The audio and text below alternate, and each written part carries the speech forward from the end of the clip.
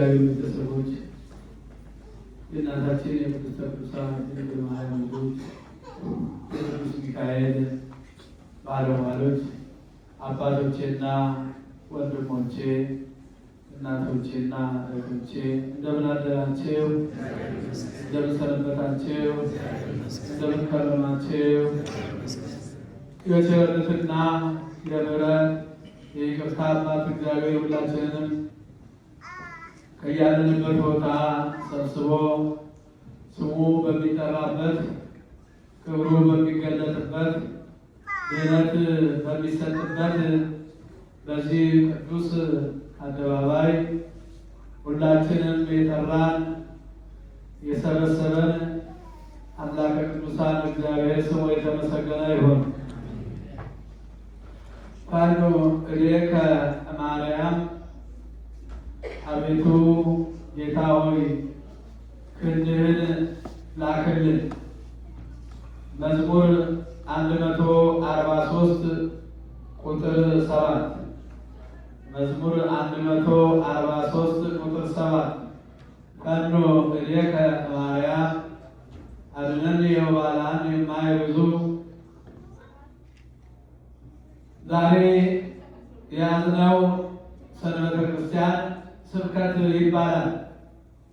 ስብከት ማለት ማስተማር፣ መምከር፣ ማጽናናት፣ ሰው ልጆችን ከኃጢአት ወደ ጽድቅ መመለስ፣ ከክፉ ወደ በጎ ስራ መመለስ ማለት ነው። ስለዚህ ከኅዳር 14 ጀምሮ እስከ ገና ድረስ እስከ ልደቱ ድረስ ያለው ዘመነ ነቢያት ወይም ደግሞ ጾመ ነቢያት ተብሎ ይነገራል።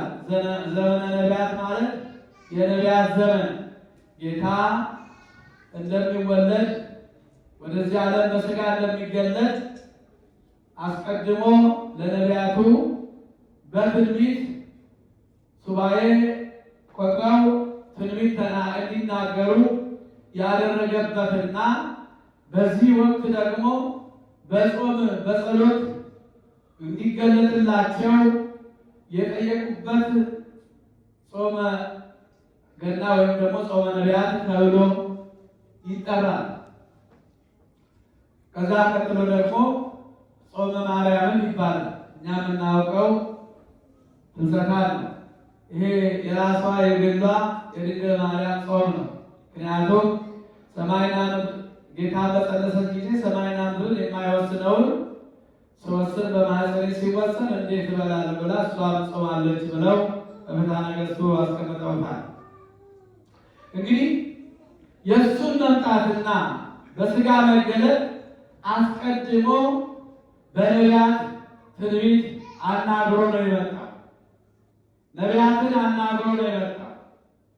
ለነቢያት ነግሮ ነው የመጣው። ነቢያት አስቀድሞ በህብረ ትንቢት ወይም በምሳሌ እያደረጉ የእሱን መምጣት የእሱን አዳኝነት ወደዚህ ዓለም እንደሚመጣ በወቅቱ ለነበሩት ይህንን በትንቢት መልኩ ሲናገሩ ከርመውታል። እንዲህ ይላል እግዚአብሔር ነቢያትን ሳያናግር አልመጣም። ነቢያትን አናግሮ ሱባኤ አስቆጥሮ ነው የመጣው። ትንቢተ አሞጽ ምዕራፍ 3 ቁጥር 7 ላይ ትንቢተ አሞጽ ምዕራፍ 3 ቁጥር 7 ላይ እንዲህ የሚል ቃል እናገኛለን። እግዚአብሔር አስቀድሞ ይናገራል። አስቀድሞ ያ ነቢያት ላይ አድሮ ስለ ማንነቱ ይናገራል። እንዲህ ይላል፣ በእውነት ጌታ እግዚአብሔር ምስጢሩን ለባሪያዎቹ ለነቢያት ካልነገረ በቀር ምንም አያደርግም ማለት። በእውነት ጌታ እግዚአብሔር ምስጢሩን የመወለዱን፣ የመምጣቱን፣ የማዳኑን አጠቃላይ የእሱን መምጣት ለነቢያቶቹ ካልነገረ ካልነገረ እንዴት ሊሆን ይችላል? ለባሪያዎቹ ለነቢያት ካልነገረ በቀር ምንም አያደርግም ማለት። ከዛ በእነሱ ላይ አድሮ በረድኤት በነቢያት ላይ አድሮ በረድኤት ያናግራቸዋል። እንዲህ ያለ አሞጽ ከዛ ቀጥሎ በእውነት አለ አንበሳ ሲያገሳ የማይፈራ እንስሳ ማን አለ? የማይደነግጥ እንስሳ ማን አለ? አንበሳ ሲያገሳ ደጃፉ ላይ፣ በበሩ ላይ፣ በመንገዱ ላይ አንበሳው ሲያገሳ የማይደነግጥ እንስሳ ማን ነው አለ። የማይፈራ እንስሳ ማን ነው? ጌታ እግዚአብሔር ተናገር፣ ትንቢት ተናገረ። ትንቢት የማይናገር ሰው ማን ነው?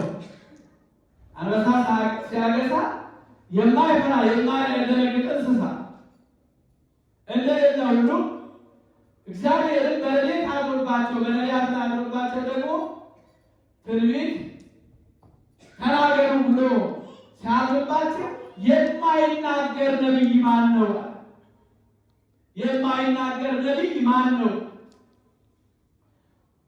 ስለ እሱ ያናገራቸው በውስጣቸው ሆኖ የሚያናገራቸው እሱ ነው። የማይናገር ነቢይ ማን ነው?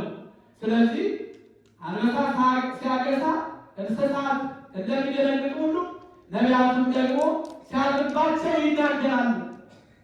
ይናገራሉ፣ ትንቢቱን ይናገራሉ ብሎ አሞጽ በዚህ መጽሐፉ ላይ ገልጦታል። በትንቢተ ኢሳይያስ ምዕራፍ 40 ቁጥር 10 ላይ እንዲህ ይላል። የእግዚአብሔር ቁጥር 10 ላይ ጌታ እግዚአብሔር እንደ ኃያል ይመጣል። ቅድም እንግዲህ በነቢያቱ ላይ አድሮ ማናገሩ ሲጀምር አስተውሉ። ነቢያቱ በተለያየ ጊዜ ሲናገሩ ጌታ እግዚአብሔር ይላል እንደ ኃያል ይመጣል፣ ክንዱም ስለ እርሱ ይገዛል። እነሆ ዋጋው ከእርሱ ጋር፣ ደመወዙም በፊቱ ነው። መንጋውን እንደ እረኛ ያሰማራል፣ ጠቦቶቹን በክንዱ ሰብስቦ በብርቱ ይሸከማል። የሚያጠሙትን በቀስታ ይመራቸዋል። እንደ ኃያል ይመጣል። እንግዲህ አድሮባቸዋል፣ ይናገራል። እንግዲህ ቀደም ሲል በነቢያቱ እንዲህ እያደረገ ሲያናግራቸው እንደመጣ በታሪክ በመጽሐፍ ስንመለከት ቀደም ሲል ነቢያት የጌታን ስጋዌ ዘመን በዓይንና በጉጉት ከሩቅ አይተው ስለ ክርስቶስ ምጽአት ልዩ አገላለጽ አድርገው ክርስቶስን በልዩ ምሳሌ ገልጸውታል። በዕብራውያን ምዕራፍ 1 ቁጥር 1 ላይ እንዲህ የሚል ከጥንት ጀምሮ እግዚአብሔር በብዙ አይነት በብዙ ጎዳና ለአባቶቻችን ለነቢያት ተናግሯቸዋል አለ። ጳውሎስ ነው የተናገረው ለዕብራውያን ሰዎች ሲጽፍላቸው በምዕራፍ 1 ቁጥር 1 ላይ ከጥንት ጀምሮ እግዚአብሔር ሲያናገረው የማይናገር ነቢይ እንደሌለ ሁሉ ከጥንት ጀምሮ እግዚአብሔር በብዙ አይነትና በብዙ ጎዳና ለአባቶቻችን ለነቢያት ተናግሯቸዋል። ያ ሊመጣ ግድ ነው ወዳጆች አለ ቅዱስ ጴጥሮስ ደግሞ ሲናገር፣ ወዳጆች ሆይ አሁን የምጽፍላችሁ መልእክት ይችላል በቅዱሳን ነቢያት ቀደም የተባለውን ቃል በሐዋርያቶቻቸው የተናገሯቸውን የጌታችን የመድኃኒታችን ኢየሱስ ክርስቶስን እንድታስቡ ቅን ልቡናችሁን አነቃቁት ይላል። ቅን ልቡናችሁን አነቃቁት። አስቀድሞ በነቢያት የተናገረው በነቢያት የተሰበከው በነቢያት የተነገረው ቃል ሊመጣ ግድ ነው። ሁለተኛ ጴጥሮስ ምዕራፍ 3 ቁጥር 1 ላይ ይሄንን በነቢያት በኩል አዋጁ የታወጀ መሆኑን በነቢያት በኩል የተነገረ መሆኑን ቅዱስ ጳውሎስ ቅዱስ ጴጥሮስን መሰከሩ። አሞጽ እንደተናገረው እግዚአብሔር ሲናገር የማይናገር ተናገር ሲለው የማይናገር ነቢይ ማን ነው ብሎ እንደተናገረው ማን አለ? እግዚአብሔር እንኳን ሰው ድንጋዩን አስነስቶ አንደበት አውጥቶ እንዲናገር ያደርጋል። የቤታናን ድንጋይ አናግሯል አይደል እንዴ? የበለዓምን አህያ አናግሯል አይደል? እግዚአብሔር የሚሳነው ነገር የለም። ማድረግ የሚቻለው ነው። የእሱን ማንነት በእነዚህ በኩል ይገልጻልና ኦሪት ኮነተነ መራ እስከትመጽእ ሀዳስክ ነቢያት ሰበኩለነ ምጽአተ ወልድ እስከትመጽእ ሀዳስክ ቅዱስ ያሬድ በድጓው የተናገረው የወልድን መምጣት አለ። የወልድን መምጣት ነቢያት ሰበኩልን። ሰበኩ ለነ ዜናከ ወሰበኩ ምጽአትከ። አዎ ልዑል ነቢያት ዜናህን ነገሩ፣ ምጽአትህን ሰበኩልን። ከዘላለም እስከ ዘላለም ትኖራለህ፣ መንግሥትህ አያልፍም፣ ምስጋናህን ለዘላለሙ አይቋረጥም ብሎ ቅዱስ ያሬድ ደግሞ የነቢያት በነቢያት በኩል መምጣቱ፣ ነቢያት መናገራቸው፣ ነቢያት መስበካቸው፣ ነቢያት ማወጃቸውን የክርስቶስን መምጣት በዚህ እንደገለጡት እዚህ ላይ ቅዱስ ጳውሎስ አስረግጧል። ቅዱስ ጴጥሮስን ትክክለኛነቱን በሐዋርያት በነቢያት በኩል መምጣቱ እንደገና ደግሞ ያሬድን በድጓው የገለጸው ኃይለ ቃል ስላለ ይሄንን ነው ያየነው የምንመለከተው። የተከበራችሁ የእግዚአብሔር ቤተሰቦች እንግዲህ ቅድም በመዝሙር 43 ቁጥር 7 ላይ ያየነው ምንድን ነው? ምን ይላል? አቤቱ ጌታ ሆይ ክንድህን ላክልን። ምን ማለት ነው? አድነን ወባልሃን የማይብዙ ቅድም በምስማኩ በቅዳሴው መካከል 3 ስንኞች ዲያቆናቶቹ እዛ ላይ በ3 ተቀባብለው ያሉት ነው ለዛሬ አባቶቻችን ያስቀመጡት። አድነኒ ወባልሃን የማይብዙ ጌታ ሆይ አቤቱ ክንድህን ላክልን። አሁን የነቢያት ጩኸት ነው። እንግዲህ እግዚአብሔር ያናገራቸው ነቢያት ሲናገራቸው መጮህ አለባቸውና አቤቱ ክንድህን ላክልን። አድነን ወባልሃን የማይብዙ ብዙ ከዚህ ከረግረጉ ከኃጢአቱ ከበደሉ ከመከራው ከጭንቀቱ መከራ ውስጥ ወድቀናልና ብዙ ባሕር ውቅያኖስ ውስጥ ወድቀናልና በኃጢአት ውቅያኖስ ውስጥ ወድቀናልና እባክህን ክንድህን ልከህ አንሳን፣ አውጣን ከዛ ውስጥ። ምን ማለት ነው? ልጅህን በሥጋ ገልጠህ ላክ። ልጅህን በሥጋ ማርያም በኩል ገልጠህ ላክ። አድነን ወባልሃኒ እንግዲህ ሁላችንም አድነን። ከዛ በኋላ እኛም አንተ መጥተህ ከዛ ከረግረግ ቦታ ካወጣህ እኛም እንወጣለን። አዎ አንድ ሰው ቢወድቅ በእጃችን ነው አንስተን የምናውቀው። ክንድህን ላክልን ማለት ልጅህን ላክልን ማለት የሌላቱ ቅድም የነገርኳችሁ ልጅህን ላክልን። ልጅህ በሥጋ ተገልጦ ይምጣ። ማን እሱ? ኢየሱስ ክርስቶስ። ክንድ ከዚህ ሳይገነጠል የክንዳችን ከዚህ ሳይገነጠል የወደቀውን አንስቶ እንደሚመለስ ልጅም ከባሕርይ አባቱ ከአብ ሳይለይ ከባሕርይ ሕይወቱ ከመንፈስ ቅዱስ ሳይለይ በአንድነት እየተመሰገነ እየተቀደሰ በሥጋ በተለየ አካሉ መምጣቱ ነው የሚናገረው። ክንድ እንግዲህ ብንወረውር ያርቃል፣ እንደገና ደግሞ ብንይዝ ደግሞ ያቀርባል። ያንተን መምጣት የክርስቶስን መምጣት የልጅ መምጣት አለ። አዎ ዲያብሎስን አርቆ ይወረውረዋል፣ ይጥለዋል። የወደቀውን የሰው ልጅ ደግሞ ያነሳል። ስለዚህ እባክህን ክንድህን ኃይልህን ላክልን። ቅድም ሃይማኖተ አበው ሲነበብ ሰምታችኋል። እዱ መዝራይቱ ክንዱ ኃይሉ እያለ የክርስቶስን አምላክነት ይገልጠው ነበረና በዛ እንደተመለከታችሁ እንዳያችሁ እና ነቢያቶቹ እንዲህ ብለው ነው የተናገሩት። ይቤ አዶናይ ይፌኖ በሰማይ፣ እነሆ ጌታ ከሰማይ ይላካል። ጌታ ከሰማይ ይላካል። ሕዝቅኤል 5:5 ላይ የተናገረው እነሆ ጌታ ከላይ ይላካል። ሕዝቅኤል ነው የተናገረው። እንግዲህ አሞጽም በዚያ ተናግሯል፣ ኢሳይያስም ተናግሯል። ኢሳይያስ ደግሞ ድንግል በድንግልና ጸንሳ ወንድ ልጅ ትወልዳለች ስሙን አማኑኤል ብላ ትጠራዋለች። ኢሳይያስ 7:14 ላይ ይህ ደረቅ ትንቢት አስተውሉ። ቀጥሎም ደግሞ ሕፃን ተወለደ፣ ወልድ ተወለደ፣ ሕፃን ተወለደልን፣ ወንድ ልጅ ተሰጠን፣ እርሱም ድንቅ መካር ኃያል አምላክ ነው።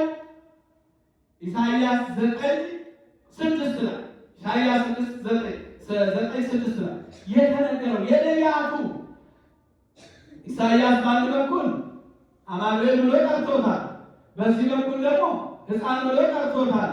ሕዝቅኤል ደግሞ ምን ብሎ ጠርቶታል? ጌታ ራሱ ይመጣል። ከሰማይ ይመጣል። ወዴት ይመጣል? ወደ ምድር ይመጣል።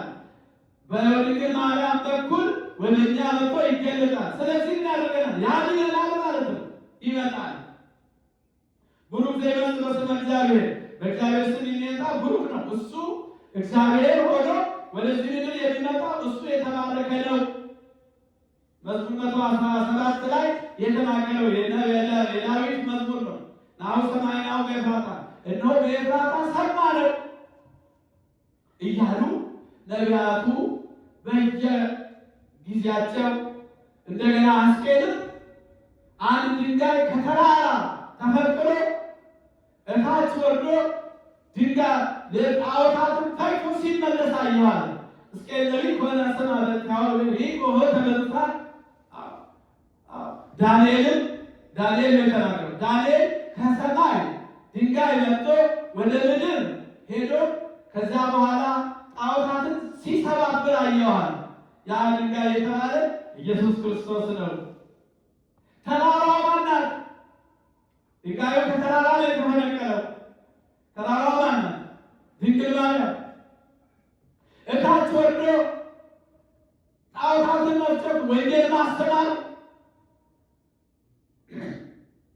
የደከሙትን፣ የተሰበሩትን፣ የተጎዱትን እየጠገነ እናንተ ተፈውሳችኋል ወደዚህ ኑ እያለ እየመራ የሚመጣ ጌታ መሆኑን ኢሳይያስ በዚህ ገልጾታልና ይሄንን ብዙዎች ነቢያቱ አይተውታል፣ ተመልክተውታል። ስለዚህ ጌታችን የባህሪ ልጁ የኢየሱስ ክርስቶስ በመግለጥ ሰው ሆኖ የማዳን ስራውን መፈጸሙን ለመግለጥ የተናገረው ኃይለ ቃል የነቢያቱ ነው። እንግዲህ አምላክ በታቀበው ርቀቱን ሳይለቅ ውሱንም ስጋ በታቀበው ውሱንነቱን ሳይለቅ ረቂቅ መለኮት የሆነበት በአጭር ቃል የቃል ግብር ለስጋ የስጋ ግብር ለቃል የሆነበት ስለሆነ በዚህ ምክንያት እንደዚህ የመጣ በዚህ ቀዳማዊ ዳህራዊ ሆነ። ቀዳማዊ ዳህራዊ የሆነው አምላክ ሞት የሚስማማ ሆኖ ዘመን የማይቆጠርለት ዘመን ተቆጥሮለት ዘመን የማይቆጠርለት ዘመን የሚቆጠርለት ሆነ። ዘመን የማይቆጠርለት እግዚአብሔር ከዓለም በፊት ነበረ። ቅዱስ ዲዮስቆሮስ እምቅድመ ዓለም ወእስከ ለዓለም ሀሎ እግዚአብሔር በመንግስቱ፣ ከዓለም በፊት እግዚአብሔር፣ ዓለም ከመፈጠሩ በፊት እግዚአብሔር ነበረ። ዘመን የማይቆጠርለት አምላክ ነው። ነገር ግን በስጋ ማርያም ከተገለጠ በኋላ ከተወለደ በኋላ ምን ሆነ? ዘመን ተቆጠረለት። ዘመን የማይቆጠርለት ጌታ ዘመን ተቆጠረለት። በማይመረመር ምስጢር የመለኮትን ገንዘቡ ያለ ፊተኛው መጨረሻው ሕያው እኔ ነኝ፣ ሞቼ ነበር፣ ተነሳሁ ነበር፣ ለዘላለምም እኖራለሁ ብሎ እንደዚህ ያደረገ በራእዩ ላይ ራእየ ዮሐንስ ምዕራፍ 1 ቁጥር 17 ላይ ገልጦታል። ስለዚህ ይህ ዘመን እንግዲህ የነቢያት ጾም፣ ነቢያት የጾሙት የጸለዩት ያመሰገኑት ነቢያት ስለጾሙ እነዚህ የገና ጾም ከሰባቱ አጽዋማት አንዱ ጾመ ነቢያት ተብሎ የተነገረበት የነቢያት ስለጾሙ ሁሉ ነገር በምልጃ በጸሎት ነው የሚገኝ። እንዲሁ የሚገኝ አይደለም። ሁሉም በጥረት ነው። በስጋዊ ኑሯችን እንኳን ጠዋት ወጥተን ማታ ስንገባ፣ ጠዋት መጥተን ስራችን ላይ ስንገኝ ነው ደሞዝ ይዘን የምንመጣ። ብር ይዘን የምንመጣው መተዳደሪያችን ይዘን የምንመጣው ተኝተን አይደለም፣ ለፍተን አላርም ሞልተን ያው አላርም ሞልተን እንቅልፍ እንዳይጥለን ድካማችንን ታግሰን አላርም ሞልተን ወደ ስራ ነው ሄደን ሰርተን ውለን ማታ መተን በወር በሳምንት ደሞዛችንን ማግኘት የምንችለው። ስለዚህ ነቢያትን ጾሞ ጸልዮ ነው ጌታ የተገለጠላቸው። ጾሞ ጸልዮ ነው። ነገር ግን እነሱ ጌታን ባያዩት አረፍተ ነገር ዘመን ቢገታቸው ሐዋርያት አይተውታል። የነቢያቱ ጾም የነቢያቱ ጸሎት ለእኛ ለሐዋርያት ተርፏል። ሐዋርያት ብዙ ነቢያት ሊያዩ ተመኝተው ነበረ፣ ነገር ግን አላዩ። ብዙዎች ነቢያት ጻድቃን ሊያዩ ተመኝተው ነበረ፣ አላዩ። እኛ ግን ከእሱ ጋር በላን፣ ጠጣን፣ ዳሰስን፣ አየነው አለ የነቢያቱ ጽዋት ነው። እና እነሱ በጾም በጸሎት ተወስነው በዚህ ዓለም ላይ እኛ ስንኖር በሥጋዊ ኑሯችን ደክመን እንደምናገኝ ሁሉ በመንፈሳዊ ሕይወታችን ስለ መንግሥተ እግዚአብሔር መጾም ያስፈልጋል፣ መጸለይ ያስፈልጋል። አንድን ነገር ለማግኘት አንድን ነገር ማጣት ግዴታ። ሁሉ ተመቻችቶ አይመጣም። ወዳችንን ብቻ ፈልገን መብሉን ብቻ አይተን መንፈሳዊነቱ መንግሥተ ሰማያት ሊቀርባችን ምን ማወቅ አለበት? ስለ መንግሥተ ሰማያት ብለው የሚጠርሙ የሚራቡ ብፁዓን ናቸው ብሏል። ስለዚህ መራብ መጠማት ግዴታ ነው። ስለምን ብለን የምንጾመው? ስለ መንግሥተ እግዚአብሔር፣ ስለ ምድራዊ ኑሯችን፣ ስለ ዘላለማዊ ኑሯችን። ለዚህ ነው የምንጾመው፣ የምንጸልየው፣ የምናስቀድሰው፣ ቤተክርስቲያን የምንመጣው፣ አገልግሎት የምንፈጽመው ስለ ምድራዊ ኑሯችን ሳይሆን ስለ ሰማያዊ ኑሯችን ነው። ስለ ሰማያዊ ኑሯችን ስናስብ ደግሞ ለምድራዊ ሕይወታችን በረከት እንድናገኝ ዋጋ እንድናገኝ ያ የሰራነው እንዲባረክልን የደከምንበት ፍሬ እንዲያፈራ ኑሯችን፣ ስራችን፣ ትዳራችን በመስራት በምንሰራው ስራ ሁሉ እግዚአብሔር እንዲባርክልን ያን ጊዜ በጸሎት መትጋት ያስፈልጋል። ሐዋርያት ነቢያት በጾም በጸሎት ተወስነው ሚስጥሩ ተገለጠላቸው፣ አይተውታል። ክንድን ላክልን በአብ እቅፍ እንዳለ በአብ ሪዳ እንዳለ በአብ እኩልነት እንዳለ ወልድን አይቶታል ዳዊት። ስለዚህ ነው ክንድን ላክልን፣ ልጅህን ላክልን፣ ኃይልህን ላክልን፣ ኃይል በእኛ ይገለጥ፣ ብርሃንን ላክልን። በጨለማ ውስጥ ነው ያለ፣ በዚህ በባህር በድቅድቅ ጨለማ ውስጥ ነው ያለ። ዓለምን የወባላን ብዙ ማይ ማለት ውሃ ማለት ነው። ብዙ ውሆች ባሉበት የኃጢአት ውሃ የኃጢአት የበደል ባለበት ቦታ ውስጥ ያለ ነው። እዚህ ውስጥ ወድቀናልና የሚያነሳን ክንድህን ላክልን ማለት ልጅህን ላክልን መጥቶ ያንሳል። እንዲህ እያሉ ነቢያቱ የተናገሩት የተነበዩት ትንቢት ነው። ክርስቲያኖች እኛ እንግዲህ ይህን ሰሞን ያው ከሰባቱ አጽዋማት ይሄ ነው። በጠዋት ተነስተን ወደ ስራችን ስንሮጥ ደክመን ያችን ደግሞ የደከምንባትን በወራዊ ወንዶ በሳምንታዊ ስናገኝ ደስ ይለናል። ድካሙ ግን ታግሰን የሚታየን ነገ የምንረከበው የምናገኘውን ሳንቲም ደሞዝ አስበን ነው የምንሰራው እንጂ በዕለቱ የሚሰጥ ነገር የለም። ስራ ገብታችሁ በዕለቱ ገንዘብ አይሰጣችሁ።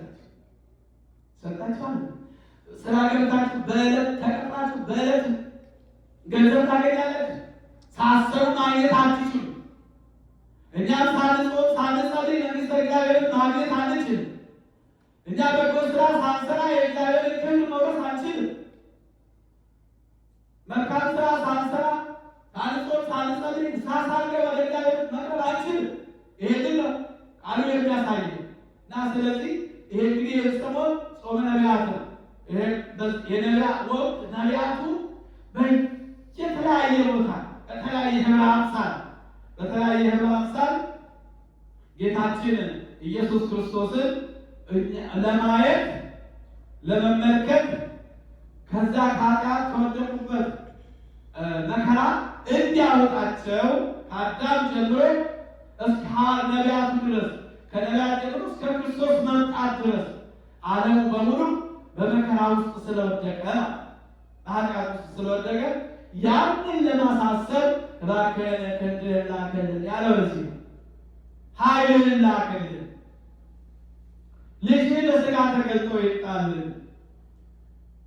ያለ እንግዲህ አሁን በሥጋ የተገለጠ በመንፈስ የጸደቀ በመንፈስ ቅዱስ የተረዳ ነው። ይህንን ነው በመላእክት የታየ ለመላእክት ታይቷቸዋልና በአሕዛብ የተሰበከ ብለው ቅዱስ ጳውሎስን ይህንን ቃል ተርጉሞታል። በነቢያት የተሰበከው በነቢያት የተነገረው ቃል አሁን ግን በአካል አይተነዋል፣ በከብቶች በረት ውስጥ አይተነዋል። ይኸው በግዘ ሕፃናት ሲያድግ አይተነዋል። እየተመላለሰ ሲያስተምር አይተነዋል። ከእሱም ጋር በላን ጠጣን ደስ አለን እያሉ ነቢያቱ ሐዋርያቱ ሲናገሩ የነበሩ የነቢያቱ ጸሎት ነው ለሐዋርያቱ የተረፈ። ክርስቲያኖች እናንተም ጸልዩ፣ የእናንተ ጸሎት ለልጆቻችሁ ይተርፋል። የነቢያት ጸሎት የነቢያት ምልጃ እነሱ ባያዩት እንኳን በአካል ለሐዋርያት ተርፏል። እነሱ አላዩትም፣ ነገር ግን በትንቢት መነጽር አይተውታል፣ በትንቢት አይተውታል። እግዚአብሔር መንፈስ ቅዱስ አድሮባቸው አናግሯቸዋል። ስለዚህ እነሱ ጸልየዋል፣ ጾመዋል፣ ትንቢትም ተናግረዋል። ነገር ግን አላዩትም፣ ነገር ግን አልዳሰሱትም፣ አልጨበጡም፣ አብረው አልበሉም፣ አብረው አልጠጡም። የእነሱ ጸሎት ግን የነቢያቱ ጸሎት ግን ለማን ተርፏል? ለማን ተርፏል? ለሐዋርያት ተርፏል። ለሐዋርያት ተርፏል። ከዛም እስከኛ ድረስ ደርሷል። የእነሱ ጨዋታ ነው። እነሱ ባይጮሁ ኖሮ እኛም እዚህ መከራ ውስጥ ወድቀን ነበር። እዚህ ኃጢአት ነቢያቱ ባይጮሁ ኖሮ፣ ነቢያቱ ባያለቅሱ ኖሮ፣ እባክህን ወርደህ ተወለድ ባይሉት ኖሮ እኛ ዛሬ እዚህ ያለንበት ቦታ አልነበረም። እዚህ የምንቆምበት ቦታ አንቆምም። እዚህ ጽድቅ ጎዳና ላይ አንቆምም ነበር። የእነሱ ጸሎት፣ የእነሱ ምልጃ፣ የእነሱ ተማጽኖ ለእኛ ተርፏል፣ ለሐዋርያት ተርፏል። ስለዚህ ክርስቲያን ለልጆቻችሁ ጸልዩ። እናንተ ጸሎተኛ ከሆናችሁ ልጆቻችሁን ታረፈታላችሁ። ልጆቻችሁ ቢያንሱ እንኳን የእናንተ ጸሎት ይመልሳችኋል። ልጆቻችሁ ቢያንሱ እዚህ ሀገር ልጅ መቼም አስቸጋሪ ነው። እነሱ ወደ በጎ ስራ፣ ወደ መልካም ስራ፣ ወደ ጥሩ ስራ፣ በጥሩ ስነ ምግባር እንዲሄዱ ጸልዩ። የነቢያት ጸሎት ለሐዋርያት ተርፏቸዋል እኮ ጌታን አይተውታል፣ አብረው በልተዋል፣ በትንሣኤው አብረው ዳሰውታል፣ አይተውታል። የእነሱ ጸሎት ላይ ተረፋችሁ። እናንተ ብትጸልዩ ለልጆቻችሁ ትተርፋላችሁ። ለልጆቻችሁ አስቀድሞ ለልጅ ልጆቻችሁ ትተርፋላችሁ። የሚያስፈልገው የእናንተ ጥንካሬ፣ የእኛ ጥንካሬ፣ በጸሎት መንጋት፣ በሃይማኖት መቆም፣ እንደገና ደግሞ መከራው የዚህ ዓለም መከራ መቼም ፈተናው ይበዛል። ባለንበት ዘመን ፈተናው ይበዛል። ፈተናው ከባድ ነው። ነገር ግን በእግዚአብሔር በአውሎ ነፋስ ውስጥ እንኳን መንገድ ያለው እኛን ለማዳን መንገድ ያለው ስለሆነ እስከ መጨረሻው የሚጸና እሱ ይድናል። እሱ ይድናል። ወዛለ በትንሶ ውጡ ይድን እስከ መጨረሻው የሚጸና ይድናል ተብሎ ነው የተናገረውና ቅድም በወንጌሉ ላይ የተነበረውን አይታችሁታል። በዮሐንስ ወንጌል ምዕራፍ ስንት ነበር? አንድ ስንት ነው? ቁጥር 44 ላይ አይታችሁታል። ፊልጶስ ናትናኤልን ጠራው። አላያችሁትም? ጠራው። መጀመሪያ ጌታ ፊልጶስን ጠራው፣ ና ተከተለኝ አለ። ከዛ ቀጥሎ ደግሞ ፊልጶስ ደግሞ ናትናኤልን ጠራው። ሙሴ በነቢያት አየች፣ መጽሐፉን ተመልከቱ።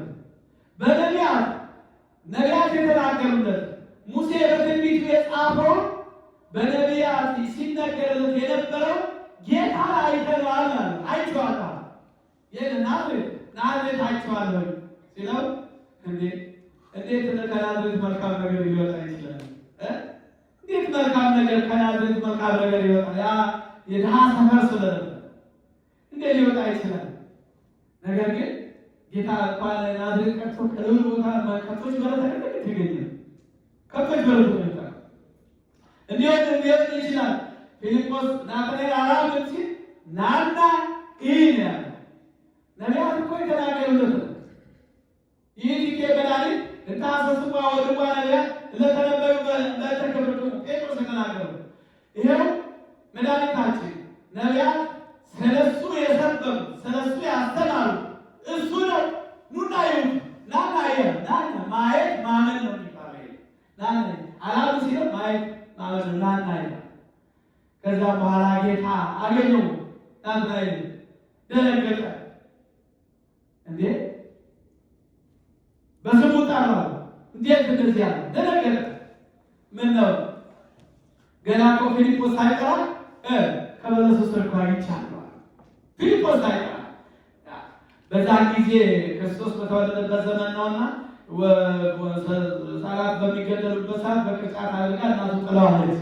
እዚያ ቦታ እኮ የጠበቀው እሱ ሲሰደድ እሱ ግን ከሞት አድኖታል ጌታ እና ኃጢአትን በበለሱ ስር ደግሞ ኃጢአትን ሳይቻል ስለዚህ ይሄን ሁሉ ሲነግረው ደነገጠ። ገና መቼ በዚህ ትቀራለህ? ገና ብዙ ነገር ሳይ ሰማይ ሲከፈት መላእክት ሲወጡ ሲወጡ ታያላችሁ። ሰማይ ሲከፈት በሰማይ መከፈት ኖሮበት አይደለም፣ ምስጢር ይገለጥልሃል ማለት በዮርዳኖስ በደመና ሆኖ ወልድ በዮርዳኖስ ተገኝቶ መንፈስ ቅዱስ ባሳለ ሰማያዊ ምስጢር ይገለጥልሃል። እንዲያውም በመንግሥተ ሰማያት ለመኖር ምድራዊውን ለቀው ወደ ሰማያዊ የምትሄድበት ሊሆን ይችላል። ስለዚህ ተከተለኝ ያለው ሁለቱም ተከትለው ጌታ ነው እና ፊልጶስ የተናገረው በነቢያት የተነገረው ከጥንት ጀምሮ በብዙ ህብረ አምሳል በነቢያት በተናገረው መሰረት ጌታ ተገለጠ ብሎ የተናገረው እና ስለዚህ ዛሬ እንግዲህ ሁላችንም ቤት መቼም የሚጸናው በሶስት ነገር ነው። በመጀመሪያ ቃል ነበረ ይላል ዮሐንስ 1 ላይ በመጀመሪያ ቃል ነበረ፣ በቅድመ ዓለም እግዚአብሔር ያለ ነው፣ እሱ መሰረት ነው። ከዛ ቀጥሎ ደግሞ ያ ቃል ደግሞ ተጸነሰ፣ እሱ ደግሞ ግድግዳ ነው። ልደቱ ጣሪያ ነው። ልደቱ ጣሪያ እና ስለዚህ በመጀመሪያ የነበረው ቃል መጣ፣ ተጸነሰ። ዮሐንስ 1:14 ላይ ያ ቃል ሥጋ ሆነ በእኛ ላይ ማደረ ብሎ የተናገረው እና ክርስቲያኖች ዛሬ እንግዲህ እዚህ ቦታ የተሰባሰብነው የነቢያቱን ጸሎት ምልጃ ያደረጉልን የዋሉልን ውለታ እያሰብን ቅዱስ ዳዊትን ፈኑሌ ከማርያም እባክህ አርያም ማለት ሰማይ ማለት ነው። እዴ ከማለት እድ ማለት ደግሞ እጅ ማለት ነው። ፈኑ ማለት ላክ ማለት ነው። እጅህን ክንድህን ከአርያም ላክልህ ከወደቅንበት እንዲያነሳን ብሎ ዳዊት ደግሞ በትንቢት እጁን አይቶታል፣ ክርስቶስን አይቶታል እና ዛሬም ሁላችንም እንግዲህ መጪው ገና እዚህ ስንጸልይ የከረምነው የት እናገኘዋለን? ጌታ ነቢያት ሲጸልዩ ሲማጸኑ የነበሩት አሁን የሚቀጥለው መቼ የት እናገኘዋለን? ከብቶች በረት በ29 ሲወለድ እነ ዮሴፍ እነ መግደላዊት እነ ዮሴፍ እነ ሰሎሜ ሲያቅፉት መላእክት ሲያመሰግኑት እረኞች ሲያመሰግኑት በአንድነት ሆነው የሚቀጥለው እንግዲህ ይሄ የነቢያት ውጤት ነው እናገኘዋለን እና ስለዚህ አስተባበር የመከረን እስከዚህ ሰዓት አቆይቶ ያደረሰን አምላካችን ስሙ የተመሰገነ ይሁን። እንግዲህ አሁን ጾማችንም እየተገባደደ ነው። አንድ ሁለት እሑድ ብቻ ነው የሚቀረን። ዛሬ ስብከት ነው፣ የሚቀጥለው ብርሃን ነው፣ ቀጥሎ ደግሞ ኖላዊ ነው። ቅዱስ ያሬድ ሰንበታቱን ሰይሞላቸዋል። ዛሬ ስብከት ወልዶ መድኃኔ ሰብእ፣ እኛ የምንሰብከው ክርስቶስን ነው። ቅዱስ ጳውሎስ እኛ የተሰቀለው ክርስቶስን ነው እንዳለ እና ያ የሚወለደው ክርስቶስ ደግሞ አክሊለ ሰማይ የሰማዕታት አክሊል ነው። ሰያሜ ካህናት ነው፣ ካህናትን የሚሾም ነው። ወተስፋ መነኮሳት የመነኮሳት ተስፋ ነው። በገዳመ ቆሮንቶስ ሄዶ ብሕትውና አስተምሯል እና ያንን እንግዲህ ዛሬ ወልዶ መድኃኒነ ሰብክ ብለን የተማርነው የዘመርነው ያመሰገንበት አንዱ ዛሬ ሰንበት ስብከት ተብሎ ይጠራል። የሚቀጥለው ብርሃን ነው፣ የሚቀጥለው ኖላዊ ነው።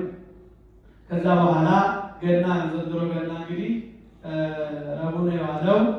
ረቡዕ ስለሚውል ማክሰኞ ዕለት ማታ 6 ሰዓት ጀምሮ ያው የምትቆርቡ ሰዎች ታከፍላላችሁ እና ማክሰኞ ዕለት በጊዜ መጣችሁ 6 ሰዓት ማህሌት፣ ከዛም ቀጥሎ ደግሞ ከ6 ሰዓት እስከ 11 ተኩል ማህሌት፣ ከዛ ቀጥሎ ቅዳሴ ጀምረ እስከ 2 ሰዓት ተኩል ጨርሰን እናሰናበታለን ከሌሊቱ ማለት ነው። ስለዚህ ሁላችሁም ገና በገና ምድር በክርስቶስ ምድር ከወዲሁ ፈቃድ ወስዳችሁ መቼ ብትታመሙ ትቀራላችሁ አይደል? ቆሎስ ታደርጋላችሁ ከታመማችሁ ያለ ክርስቶስ ጋር እንድትውሉ ቤታችሁ አስቀድሳችሁ በያላችሁበት ቤተክርስቲያን እዚህም ያላችሁ ቺካጎም ያላችሁ በያላችሁበት ቤተክርስቲያን ያለት ሕፃኑን ለማየት ለመጓጓት ድንግል ማርያምን ለማየት ያለት የክርስቶስ ቀን ናት። የክርስቶስ ልደት የእኛ ልደት ነው። የእኛ ልደት ነው ብለን እሱ ባይወለድ ሄሮድስ የተባለ አንድ ሃይማኖት አበው ላይ እኔ 3 ነገሮች ያስደንቁኛል። አንደኛው ድንግል ማርያም በድንግልና መኖሯ፣ ሁለተኛ በድንግልና መውለዷ። የሚገርም ጌታም ደግሞ በድንግልና መወለዱ። ይሄ 3 ያስደንቁኛል ብሎ ነው የተናገረው በሃይማኖት አበው ላይ እና ስለዚህ ያቺ ዕለት ደግሞ የልደታችን እሱ ተወልዶ እኛም ከኃጢአት ከበደል